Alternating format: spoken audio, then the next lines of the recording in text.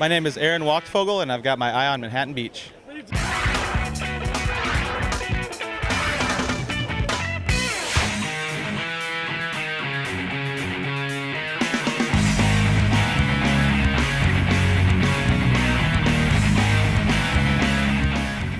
Mayor of Manhattan Beach, Mitch Ward, on what he digs most about volleyball. Just to see the spikes. I mean, it's just nothing more incredible to see these guys and gals jump up so high and just pound that ball down. These guys, these professionals, when they spike, it is barreling through, and you don't want to be in the way. We checked in with Mark Lehman, the Recreation Services Manager of Manhattan Beach, about the crown jewel of Pro Beach Volleyball. So here's what he had to say. People were excited that it was a throwback celebration of 50 years of beach volleyball, and just a lot of community support for this. Well, my role has really just been facilitating the operations and making sure everyone's working together to make it as smooth as possible with the timeline that we were given, and just partnering everyone together, working with the tournament director, the various departments within the city, the county, and of course working with the players to make it a successful tournament. Okay, welcome back to the men's finals of the 2010 Manhattan Beach Open, the 50th anniversary, right here on Ion Sports. He's going to have to change his style pretty fast, pretty radically if he wants to score some points. And really it's going to be up to Billy. With the big court here, if Billy can't make the hitter do something different or make him make a mistake or block a few balls, it's going to be very tough for them. In this big court, I think the block is critical. Camacho about 33 years old. Strickland just below that. And that is another ace serve, guys. And right now, Rosendahl and Wachtfogel are making a run. Randy? They're running away with this game right now. I think scores 2-12. But, you know, they're really kind of being smart right now. They're going to Billy Strickland. I always felt like it was a smart play to go to the opponent that was the partner that was going down and kind of feeling it a little bit, meaning Camacho.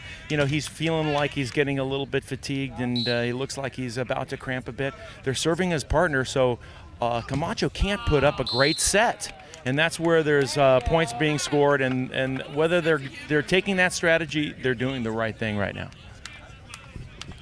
Strickland on a service error will take possession of the volleyball, and he'll go back to serve. I just heard Camacho say he's getting his second wind. It's a good time to get it now. Here comes Billy up to block. He's going up against Wachtfogel, and he gets it in a little celebration there.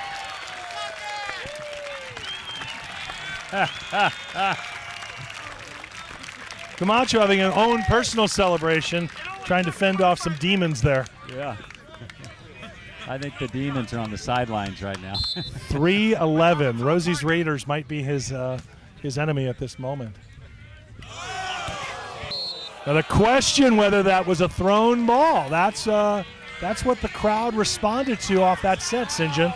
Yeah, you know, the ball had a slight side spin, but it looked like the way the ball was contacted, it looked like he contacted even in his hands, and I think that's why the referee didn't call the throw or the mishandled ball. Randy, old school rules, what would you call it? St. John, you know they would have called me in a second on that set. So, well, for sure. Yeah, if Mingus were playing, he would have called it before it hit the fingers of the setter. Yeah, right.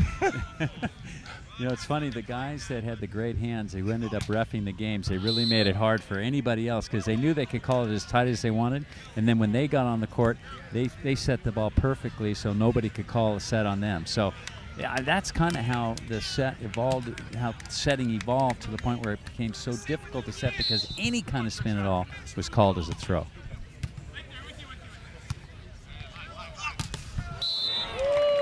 Aaron coming down with a big bang across the court. Looking back at Manhattan Opens over the year, when you would see Hovland and Dodd, you would notice that they didn't use their hands very much, and yet you and Randy would. Why is that?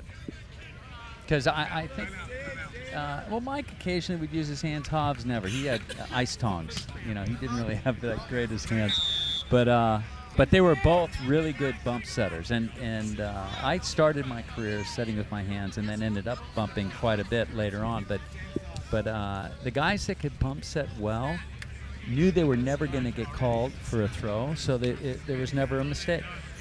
Looking back, Randy, you look back at guys like Gene Selznick and Mingus, Lee, Obradovich, and even Ron Lang or Von Hagen. Who were the great setters that you remember that could use their hands?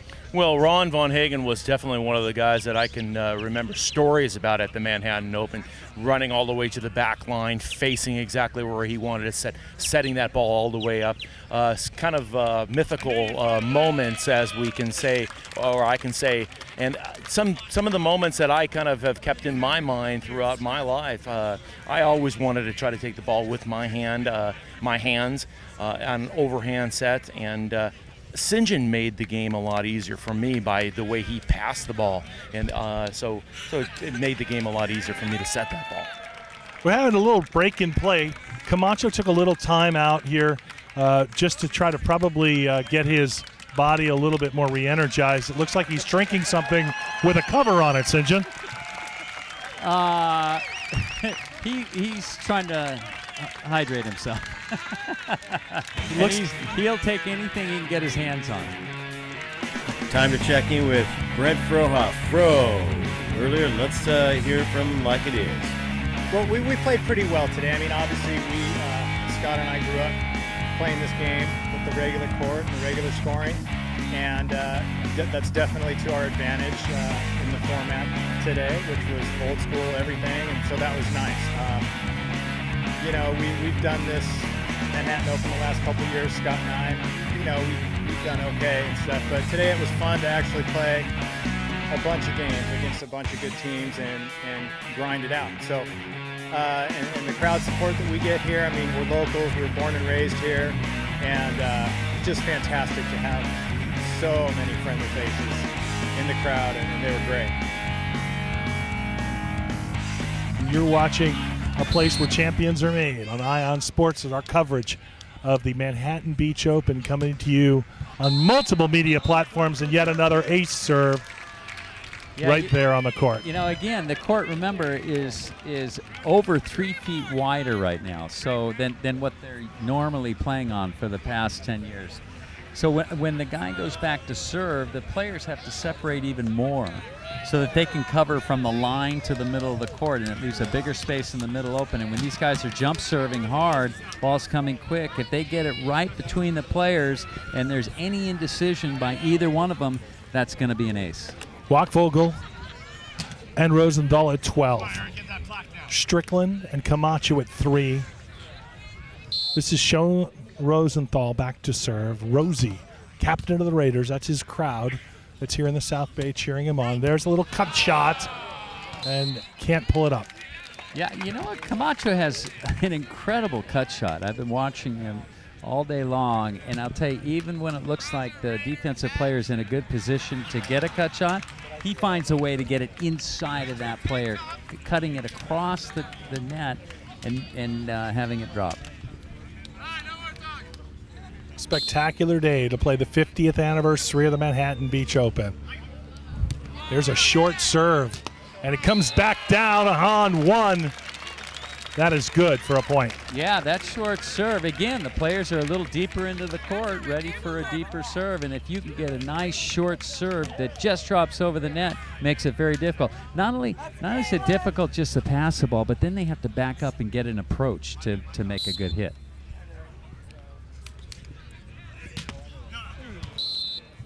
Side out as the ball is served out of bounds. 2010 Manhattan Beach Open, right here on Ion Sports, is brought to you by City of Manhattan Beach, 12th and Highland, Digster. What do you dig? Nectar Accessories. Wagoba. Stay tuned, don't go away.